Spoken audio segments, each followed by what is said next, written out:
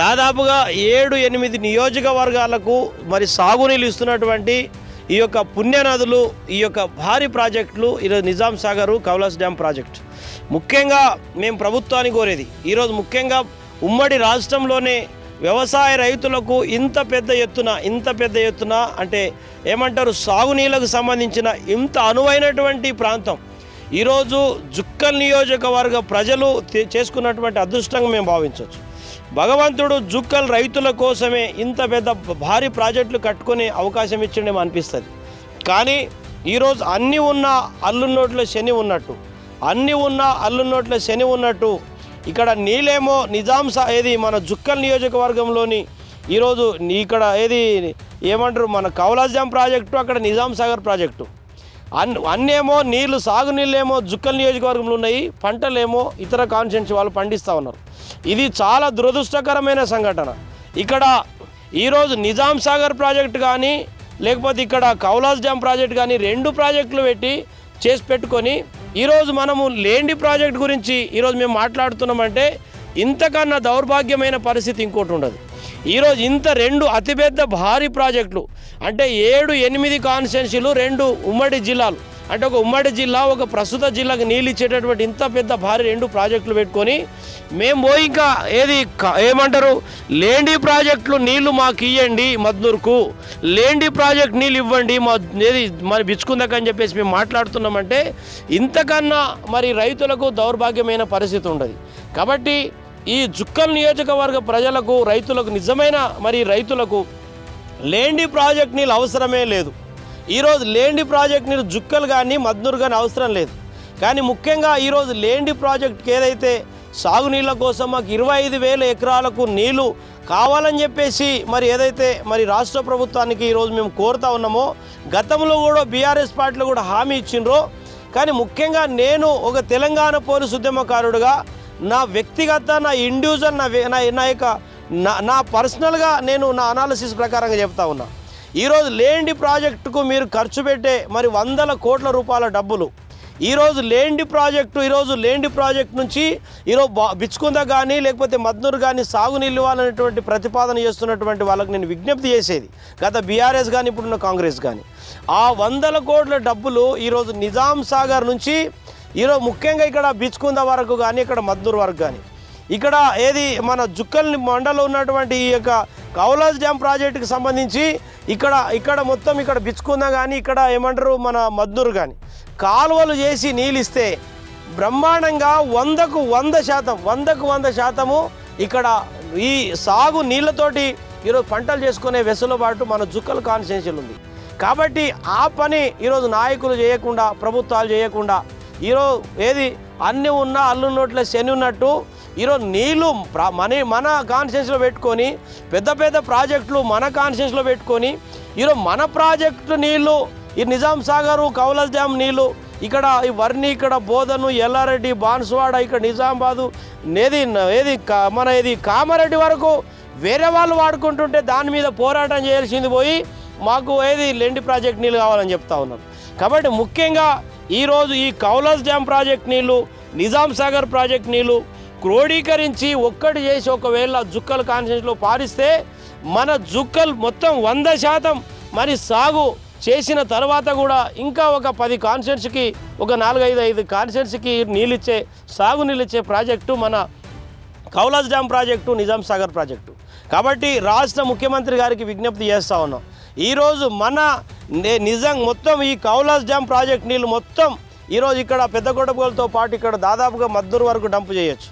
తర్వాత అక్కడ నిజాం సాగర్ ప్రాజెక్ట్ నీళ్ళు దాదాపుగా పిట్ల మండల్ మొదలుకొని తర్వాత అక్కడ నిజాం సాగర్ మండల్తో పాటు పిట్ల మండల్ మొదలుకొని ఇక్కడ బిచ్చుకుంద వరకు ఈరోజు ఆ సాగునీళ్ళు వాడుకునే అవకాశం ఉన్నది. కాబట్టి ముఖ్యంగా మేము ప్రభుత్వాన్ని కోరుతా ఉన్నాం. మరి ముఖ్యంగా ఈ జుక్కల్ కాన్స్టిట్యుయెన్సీలా ఒక ప్రధానంగా ఈరోజు ఒక పరిశ్రమలు కానీ ఇక్కడ కంపెనీలు కానీ లేకపోతే ఇక్కడ మంచి మరి ఉపాధి కోసం పరిశ్రమలు తీసుకురావడానికి ఇది బ్రహ్మాండంగా మరి అనువైనటువంటి స్థలము ఈ జుక్కల్ నియోజకవర్గం. ఈ జుక్కల్ నియోజకవర్గంలో ముఖ్యంగా ప్రభుత్వ భూములు ఎక్కువ ఉన్నాయి. ఇంకోటి ఏంటంటే ఇక్కడ మనకు కౌలాస్ కోట కానీ లేకపోతే నిజాం సాగర్ ప్రాజెక్ట్ కింద కానీ ఇక్కడ చాలా ప్రభుత్వ భూములు ఉన్నాయి. ముఖ్యంగా ఈరోజు నిజాం సాగర్ ప్రాంతంలో కానీ ఇక్కడ పెద్ద కొడపగల్ ప్రాంతంలో కానీ చాలా ప్రభుత్వ భూములు ఉన్నాయి.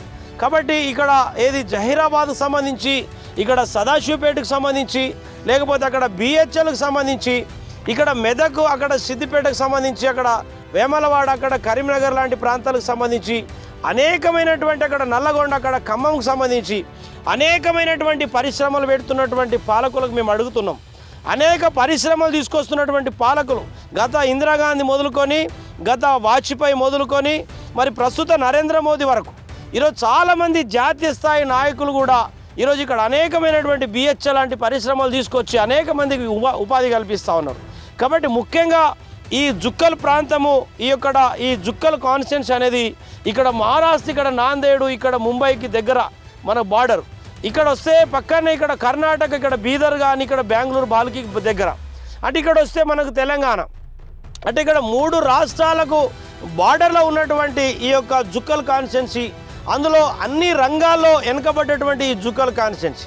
కాబట్టి ముఖ్యంగా మేము ప్రభుత్వానికి డిమాండ్ చేసేది ఒకటి, ఇక్కడ మన బిహెచ్ఎల్, సదాశివపేట, ఎంఆర్ఎఫ్ లేదా ఏది జైరాబాద్ లాంటి ప్రాంతాలలో మీరు ఏ విధంగా అయితే సిద్దిపేట లాంటి, మెదక్ లాంటి ప్రాంతాల్లో పరిశ్రమలు ఏర్పాటు చేసి అక్కడ ఉన్నటువంటి నిరుద్యోగ యువకులకు ఉపాధి కల్పిస్తూ ఉన్నారో, ఇక్కడ పరిశ్రమలు ఏర్పాటు చేసి మా జుక్కల్ నియోజకవర్గ యువతకి చదువుకుని ఉద్యోగం రానటువంటి నిరుద్యోగ యువకులకి ఇక్కడ ఉద్యోగ కల్పన చేస్తేనే శాశ్వతమైన అభివృద్ధి, శాశ్వతమైన సంక్షేమం చేసినట్టుగా మేము భావిస్తాం.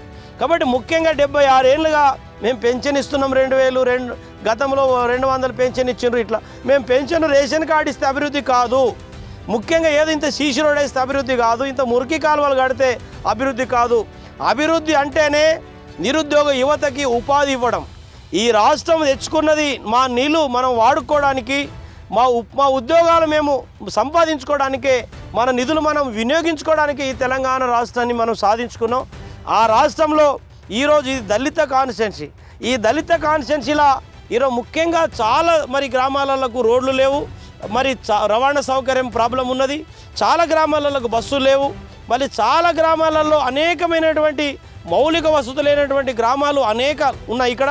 కాబట్టి ముఖ్యంగా ఈరోజు ఇక్కడ కౌలాస్ కోట అనేది ఒక పెద్ద మరి ఒక ప్రసిద్ధిగాంచినటువంటి కోట ఉన్నది. ఈ ప్రాజెక్ట్ నల్లవాగ్ కానీ, లేకపోతే నిజాం సాగర్ ప్రాజెక్ట్ కానీ, ఇవన్నీ ప్రసిద్ధిగాంచినటువంటి ప్రాజెక్టులు ఉన్నాయి. కాబట్టి సాగునీళ్ళు ఉన్నటువంటి ప్రాంతము, తర్వాత ఏమంటారు మనకు అనువైనటువంటి ప్రభుత్వ భూములు ఉన్నటువంటి ప్రదేశము. అందులో ఇక్కడ కన్నడ, ఇక్కడ మరాఠీ, ఈ తెలుగు, తర్వాత హిందీ, లంబాడా, ఇట్లా 5 లాంగ్వేజెస్ వచ్చినటువంటి ఇది అనువైనటువంటి ప్రాంతం.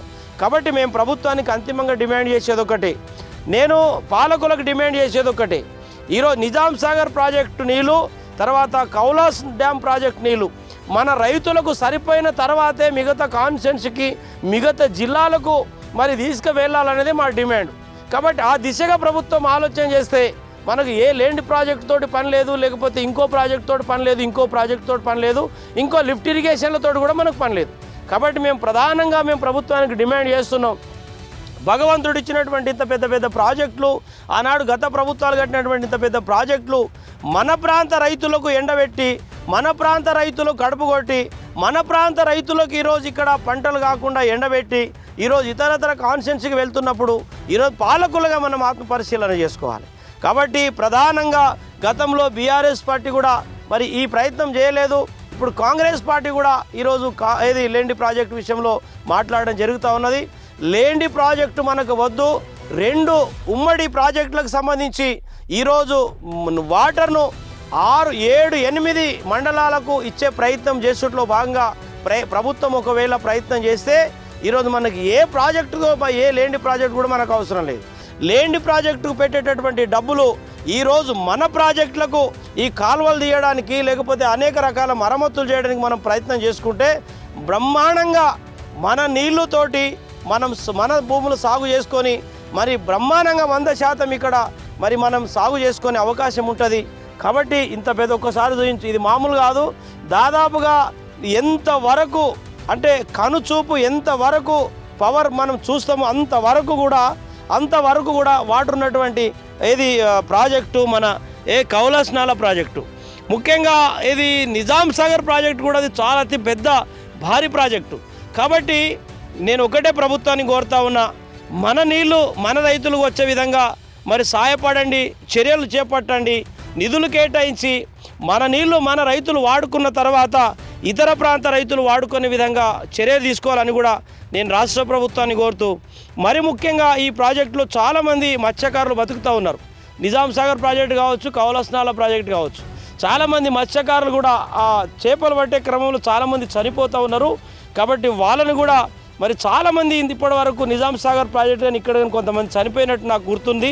కాబట్టి అట్లాంటి వాళ్ళను కూడా ప్రభుత్వం నుంచి కనీసం ఒక 10-20 లక్షల రూపాయలు వాళ్ళ కుటుంబానికి ఆర్థిక సాయం ఇచ్చే విధంగా, మరి వాళ్ళకి ఇంత ఏమంటారు, వాళ్ళకు ఒక ఇల్లు వచ్చే విధంగా, మరి వాళ్ళ పిల్లలకు చదువు విషయంలో బాధ్యత తీసుకునే విధంగా రాష్ట్ర ప్రభుత్వం చర్య తీసుకోవాలి. ఈరోజు చేపల పెంపుదారులకు కానీ, ఈరోజు చేపలు అమ్ముకునే వాళ్ళకు కానీ, మరి ఇక్కడ ఈ చెరువులలో మరి పొద్దున్న వస్తేనే రాత్రి తెల్లందాకా పాపం మరి ఈరోజు మత్స్యకారులు చాలా తీవ్రమైనటువంటి వాళ్ళ వృత్తిలో భాగంగా చేస్తూ ఉన్నారు. వాళ్ళకు కూడా రక్షణ లేదు, వాళ్ళని కూడా ఆదుకోవాలని సందర్భంగా కోరుకుంటూ, మరి ముఖ్యంగా Kaulas Nala project, Nizam Sagar project, Kaulas dam project, Nizam Sagar project, ఉమ్మడి 2 ప్రాజెక్టుల నీళ్లను మన చుక్కల్ ప్రాంత రైతులకు సుక్క నీళ్లు బయట పోకుండా మన రైతులకు ఇచ్చి ఆదుకోవాలని, మరి 100కు 100% మరి అప్పుడు మన రైతులు బాగుపడతారని చెప్పేసి నేను ప్రభుత్వానికి విజ్ఞప్తి చేస్తూ, మరి ముఖ్యంగా జుక్కల్ ప్రజలారా మీకందరికీ నా హృదయపూర్వక నమస్కారాలు. జుక్కల్ రైతులకు అందరూ కూడా విజ్ఞప్తి చేస్తూ ఉన్నా. నేను మీ బోర్గి సంజు. నేను ఎమ్మెల్యే గారికో లేకపోతే ఎంపీ గారికో లేకపోతే ప్రభుత్వాలకో మేము ఏదైనా వ్యతిరేకం చేసే కార్యక్రమంలో భాగంగా ఇట్లాంటి వీడియోలు తీస్తలేము. కేవలం రైతుల సమస్యల మీద, రైతులకు ఏదైతే ఉపయోగపడుతుందో, రైతులకు ఏదైతే న్యాయం జరుగుతుందో, మరి రైతులకు ఏదైతే మంచి పంట వస్తుందో, రైతులకు జరుగుతున్నటువంటి అన్యాయ విషయంలో ప్రభుత్వం దృష్టికి తీసుకుపోవడంలో భాగంగానే మనం ఈరోజు సోషల్ మీడియా ద్వారా మేము ప్రభుత్వానికి తెలియజేసే కార్యక్రమం చేస్తూ ఉన్నాం. కాబట్టి నేను బోర్గి సంజీవ్, తెలంగాణ పోలీసు ఉద్యమకారుని. దయచేసి భవిష్యత్తులో నన్ను మీ బిడ్డగా మీ గుండెలో పెట్టుకోరి, నన్ను ఒక ఎమ్మెల్యేగా ఒక్కసారి అవకాశం ఇయ్యుర్రి. మీకోసం కొట్లాడతా, మీకోసం నిలబడతా, మీ గొంతునై మాట్లాడతా, మీ సమస్యనై మాట్లాడతా, మీ రైతుల మరి నిరుద్యోగ సమస్యల మీద, అందరి సమస్యల మీద నేను మాట్లాడతా. దయచేసి మీ గుండెల్లో పెట్టుకోరి. భవిష్యత్తులో 2028 అనుకుంటా, 2028 మరి జనరల్ ఎలక్షన్లో తప్పకుండా జుక్కల్ నుంచి ఎమ్మెల్యేగా నేను పోటీ చేస్తా. ఇప్పటి నుంచే ప్రతి ఒక్కరి గుండెల్లో స్థానం సంపాదించుకుంటా, ప్రతి ఒక్కరితోటి మంచి పేరు సంపాదించుకుంటా, ప్రతి తాండా, ప్రతి గూడెము, ప్రతి వాడ, ప్రతి ఊరు, గల్లీ తిరుగుతా, మీ సమస్యల మీద ప్రభుత్వానికి వివరించే ప్రయత్నం చేస్తా. నేను ఎవరికి వ్యతిరేకం కాదు, ప్రజల పక్షము, రైతుల పక్షము, నిరుద్యోగ యువకుల పక్షము. దయచేసి మీరందరూ నన్ను గుర్తుపెట్టుకోరి.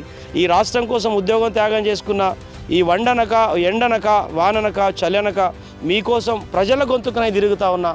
ఈరోజు ఏది పశువులకు సంబంధించి కానీ, గొర్రెలకు సంబంధించి కానీ, బర్రెలకు సంబంధించి కానీ అనేకమైన సమస్యల మీద నేను పోరాటం చేస్తూ ఉన్నా, రైతుల సమస్య మీద కానీ. కాబట్టి మీ గుండెలో పెట్టుకోర్రి. రాబోయే 2028 జనరల్ ఎలక్షన్లో ఒక పేద వ్యక్తికి, ఒక ఉద్యమకారుడికి గెలిపించుకునే బాధ్యత మీరు తీసుకోవాలి. మీకు అందరూ విజ్ఞప్తి చేస్తూ, ఈ సాగు నీళ్ళంతా కూడా రైతులకు అంకితం కావాలి. రైతులు బ్రహ్మాండంగా పంటలు పండించుకొని వాళ్ళ మొహంలో చిరునవ్వు ఉండాలి, ఒక ఆనందం ఉండాలి, వాళ్ళ కన్నుల్లో ఆనందం ఉండాలి. వాళ్ళ పంటను వాళ్ళ గిట్టుబాటు రేటుకు అమ్ముకొని వాళ్ళ పిల్లలకు మంచిగా చదివించుకోవాలి, వాళ్ళ కుటుంబాలు బాగుపడాలి. రైతు ముఖంలో చిరునవ్వు ఉంటేనే ఈ దేశం బాగుంటుంది. రైతు దేశానికి వెన్నుముక. ఆ విషయాన్ని ఈ రాష్ట్ర ప్రజలు, దేశ ప్రజలు గుర్తుపెట్టుకొని, ఏ ప్రభుత్వమైనా రైతు కంట కన్నీరు గార్చేది చూస్తే ఆ ప్రభుత్వం ఉండదని కూడా ఈ సందర్భంగా మరొకసారి తెలియజేస్తూ, ఈ అవకాశం ఇచ్చిన జుక్కల్ నియోజకవర్గ ప్రజలకందరికీ, రైతులకు అందరికీ నా ధన్యవాదాలు. నేను మీ బోర్గి సంజీవ్, తెలంగాణ పోలీసు ఉద్యమకారిని. Thank you.